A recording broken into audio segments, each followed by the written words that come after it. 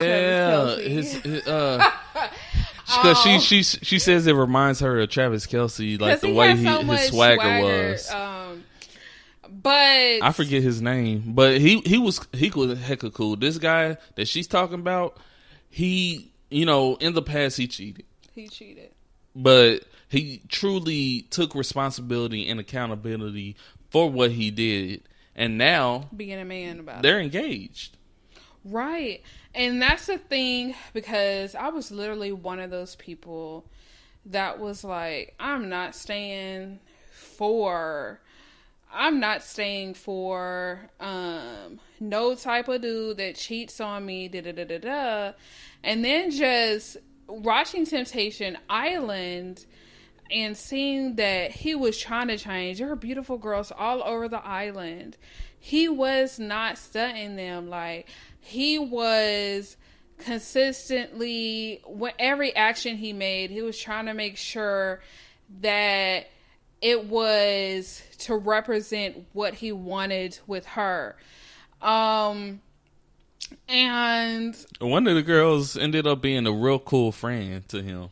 Exactly. Helped him pick out the ring for her and everything. That's like, and that was to show, yo, you hecka cool. I wouldn't mind have you as a friend, but anything else, I want you to know it's not going there. And that's exactly what he told her.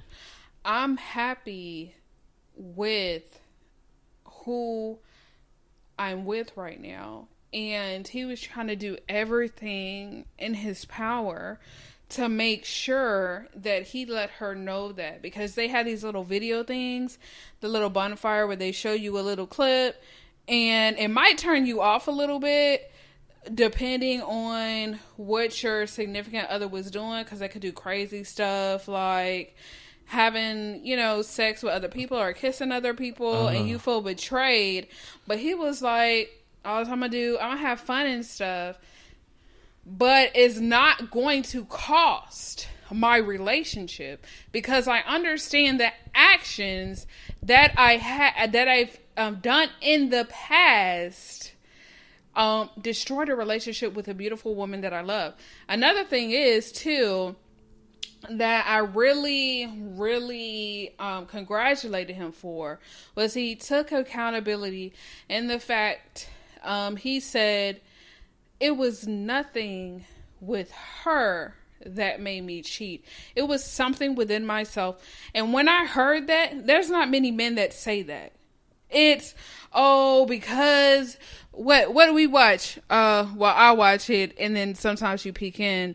Love and Marriage Huntsville with Mel and what's her husband's, her ex-husband's name? Thank God. I don't know, but that dude, when you had me watch that one time, he really irritated me. He's because he kept blaming her for his actions. Oh, you're not doing this in the bed, so I went and found me something else. If that was the case, I'm gonna just be 100% with our marriage. I'm not like, I might be the only guy out here that's like this. I might not be. But since I've gained weight, I'm going to just be 100. I've gained a lot of weight since. And I don't have the energy all the time for sexual, you know. Yeah. I don't want to get too deep into that. But I'm going to just be honest. Sometimes I don't have the energy. And if that was the case of, you know, she don't do this, so I had to go find it, my wife could have been found it somewhere else a long time ago. But Absolutely. She still shows me the love. And so in return, I've been trying to gradually lose weight so that I can get back to the energy that I gave her in the beginning. And that's the thing. That's why it was no excuse. It's no excuse for cheating. And those are the difference between those two situations, where one young man, he was taking accountability and was like, look, this was something within myself, an insecurity within myself, which is what I value. Exactly. Do not blame the other person, because a woman can cheat on a man as well and be like, oh, you weren't bringing enough money in. Oh, you weren't satisfying me, this and the other, vice versa. no spouse should cheat on each other. That goes back to open, healthy communication. Stating, you're not giving me enough. I need you to do more. Or if you're not going to give me this, I need you to give me this. And so that's something that we've done.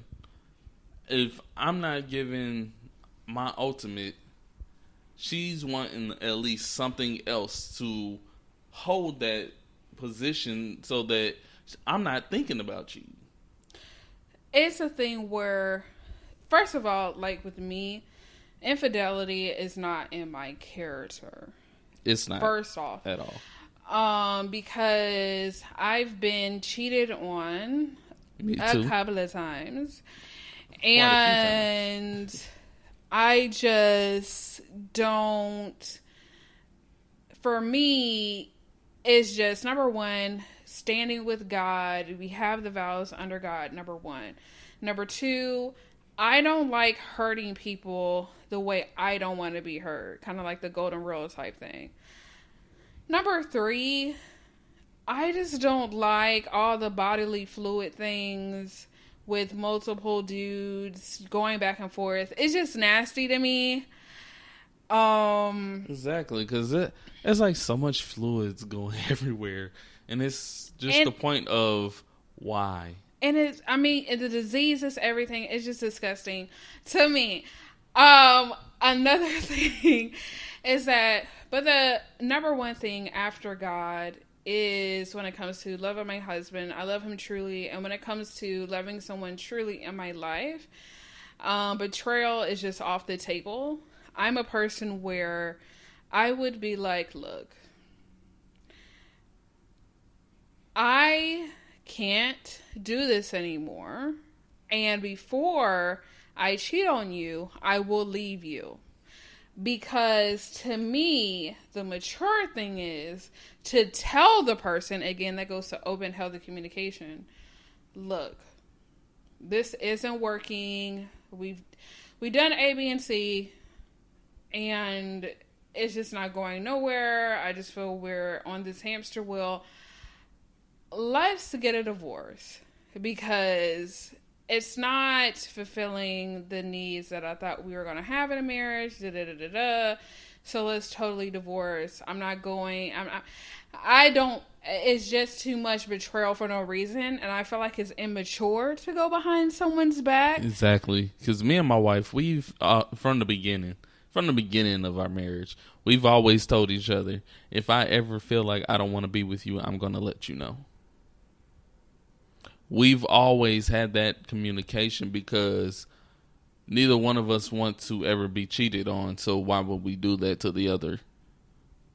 So when we first got married, I told her, I said, babe, if I ever have that notion or have that effect in my heart that I don't want to be with you, I will let you know, and I will let you know why. She's done the same thing. She said, if I ever feel like I can't be with you or this has become something too toxic for me, then I will leave. Because we don't believe in cheating at all. But I feel like a lot of people want to have their cake and eat it too. Right. So it's selfishness. A lot of people say, oh, I don't want to hurt the other person by saying it. But what do you think you're doing by cheating? Exactly. It's worse to cheat. It's deepening the wound. Like, I can stomach. That's a deeper cut than saying, oh, I can't be with you because I'm not attracted to you. Or I can't be with you because I just don't feel like we're going to be good for each other. It's too toxic. You know, I'd rather you tell me I'm not attracted or it's too toxic than to go out and cheat on me. Exactly. Because that's a deeper cut. Because the thing is, you're not living in honesty and vulnerability and being like, look, this is what's going on. And then you're living a life for what? Aren't we all adults? Exactly. And that goes into our main subject, accountability, open communication or healthy communication. It's all the same thing. Be accountable for what you're feeling.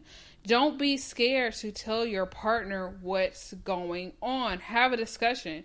You may not always agree, because a lot of the times we don't agree. But the good thing from the conversation is that we're learning each other's perspectives on that topic. Exactly. So we understand, okay, this goes with this goes with this, or regarding these specific values or topics or what have you, which is why it is good to speak about like the hardcore topics while you're courting, so you don't have huge problems that can shift the whole marriage. So those big boy topics, talk about them in the beginning, but I'm talking about some other topics that may pop up. Just be deeply honest, because a lot of things that I do, a lot of those big questions that they have before marriage, after marriage, it's the last thing you even thinking about. It's those small things that can trigger you when you're married, because it's the small things that you never knew nothing about. You know what I mean? Exactly. So even those little things, you need to have communication about that before marriage, because those little things are the ones that are going to trigger you. The little things that most people will be like, bruh, that's why you're wanting to leave. When you married, it's a whole different stuff, because you never knew the situation, so it's hard for you to stomach the situation. And I feel like that the little situations is because we haven't discussed everything and we're not being open, because little things can transfer to big when you don't discuss it and you let it linger and fester. Exactly. So first, like, it annoys you and you're like, okay, I'll just like ignore it. Then it becomes like a medium problem. And you're like, okay, you're kind of irritating me now. And then it becomes a big problem. Then you're exploding. Then your significant other is wondering why, like, why is this big explosion? This has been happening for a whole year. Now you're going off on me. So what's the problem now? Which is why you shouldn't let it fester. Be open. Target that problem head on in the beginning, because when you let it fester, it becomes bigger than it should have been in the first place. And that person, they're looking like, oh, what did I do? Why are you coming at me like this? I'm not even doing nothing to you. And that's their defense, because they automatically feel like I got to defend myself, because it's something that it's like, whoa, this right here. But they're not understanding that it has festered in your life for more than a few years. Yeah. And you just never said anything. So, and you're hoping that they stop in your head. Like, exactly. Oh, maybe they'll stop. This is just one time. Avant lied, guys. Avant lied. I cannot read your mind. I don't know what you're thinking. You got to let me know. Yeah. And that's the same, I believe, with, both genders, is that, you're just like, look, I can't read your mind. I don't know what's going on. If you don't tell me and be open about it, I'm never going to have an idea of what you're thinking. And actually, discussions create a deeper, more substantial relationship, because I feel like you're just one-dimensional. If everybody, I'm going to ignore this thing that irritates me. I'm going to ignore this other thing. I'm going to ignore this other thing and act like everything's hunky-dory. Then it's going to become D-Day and somebody or both of you guys explode on each other, and it's going to be ugly. So please, be vulnerable. Take accountability for your actions. Communicate. It's so Take responsibility. important, because it can save your marriage. Just like going back to the infidelity topic, going with a young man that took accountability And the other young man that did not